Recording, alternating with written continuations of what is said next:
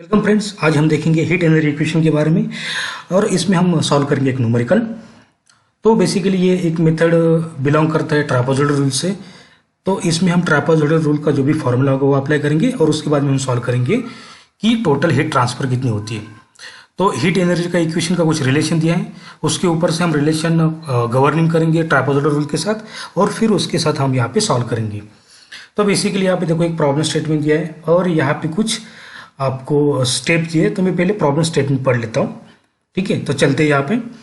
During a certain process the specific heat capacity of a system is given by C, capital C यहाँ पे दिया है।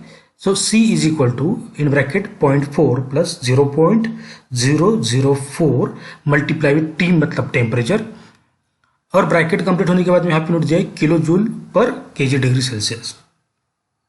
Okay, ये तो हो गया आपका स्टेटमेंट। यहाँ पे उसने क्या बोला कि क्या फाइंड करना है। So find heat transferred when temperature changes from 25 degree Celsius to 125 degree Celsius.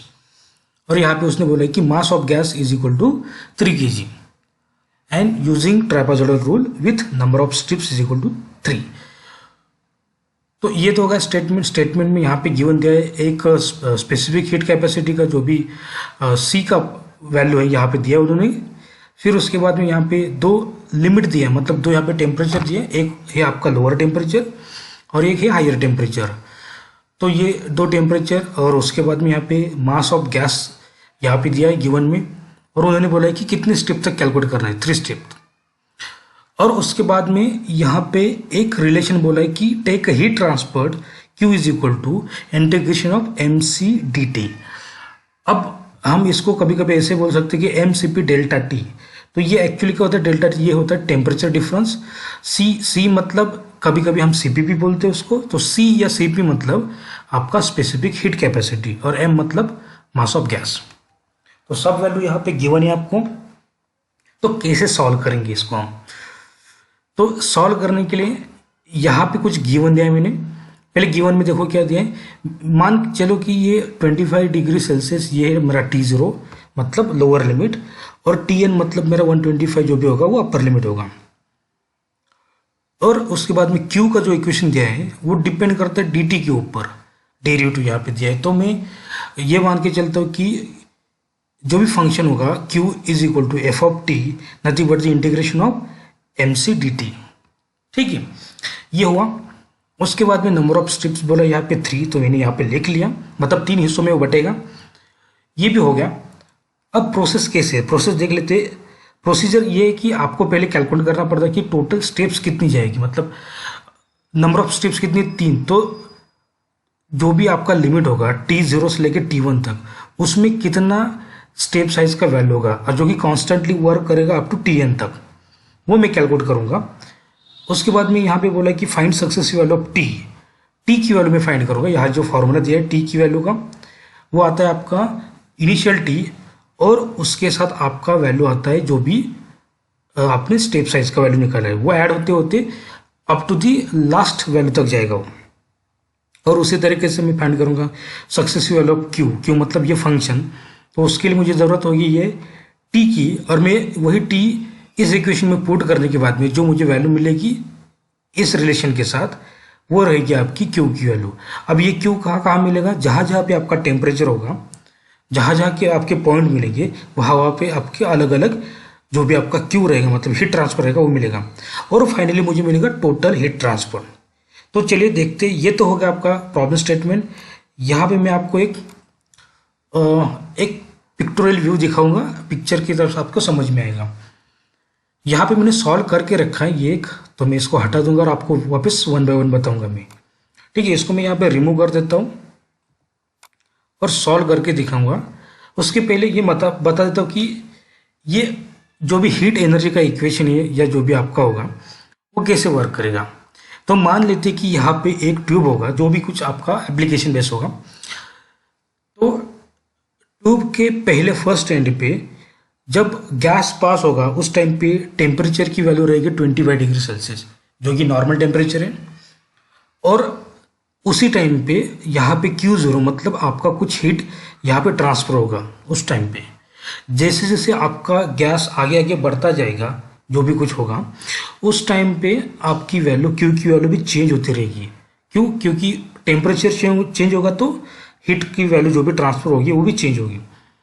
तो उस तरीके से जब लास्ट में मुझे टेम्परेचर जो मिल रहा है यहाँ पे 125 डिग्री, तो उस टाइम पे मुझे क्यू की वैल्यू मिलनी चाहिए, मतलब कितनी टोटल वैल्यू होगी कि टोटल कितना आपका हीट ट्रांसफर यहाँ पे हो रहा है वो मुझे फाइंड करना है।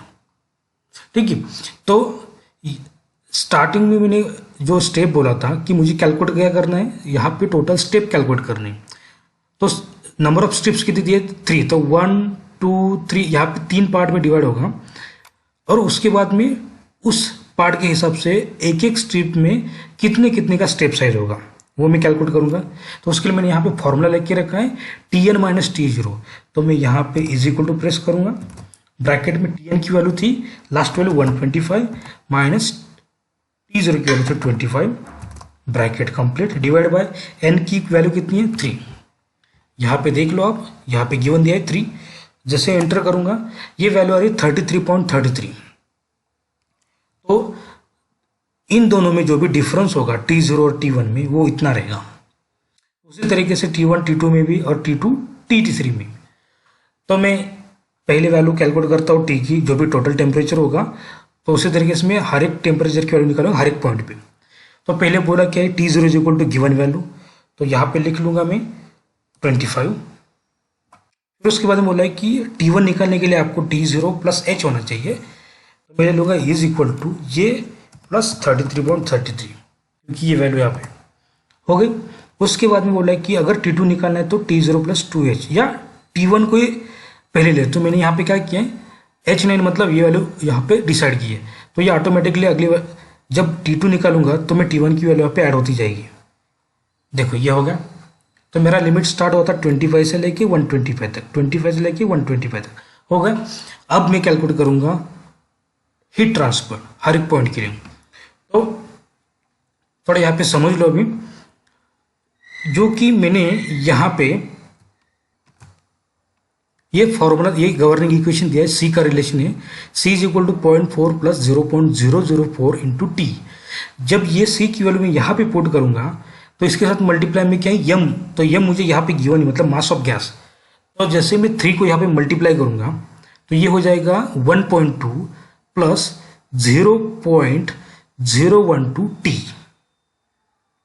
और उसी तरीके से यहाँ पे मल्टीप्लाई करके ये रिलेशन मिलेगा। तो मैं यहाँ पे वैसे यहाँ पे प्रेस करूंगा, देखो यहाँ पे इज इक्वल टू ब्रैकेट में क्या दिया, देखो 1 बाय 1 सॉल्व करो कोई प्रॉब्लम नहीं। 1.2 मतलब ये 3 यहां पे मल्टीप्लाई करने के बाद में प्लस 0.012 मल्टीप्लाई विथ टी, मतलब ये वैल्यू मिल गई। ये वैल्यू मैं हटा देता हूं ताकि आपको समझ में आए। और इसके बाद में यहां से मैं ड्रैग कर लेता हूं। जैसे ही मैंने ड्रैग किया यहाँ पे पूरी की पूरी जो भी वैल्यू थी वो मिल गई। जैसे कि T0 के लिए ट्रांसफर हीट जो भी रहेगी 1.5 किलो जूल रहेगी और लास्ट वैल्यू के लिए 2.6 रहेगी।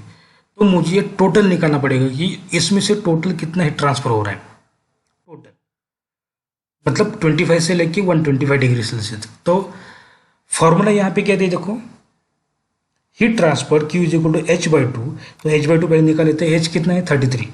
तो यहाँ पे लिख लेता हूँ मैं 33.33 डिवाइड बाई 2 हो गया। फिर उसके बाद में Q0 प्लस Qn यहाँ पे मैंने वो लिख के रखा है।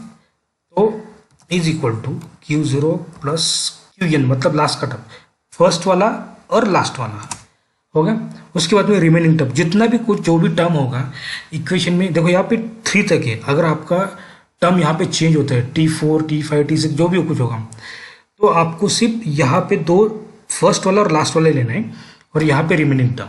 तो रिमेनिंग टर्म के लिए यहाँ पे मैं डायरेक्टली मल्टीप्लाई कर दूंगा 2 के साथ, is equal to 2 into bracket में ये 2 टर्म,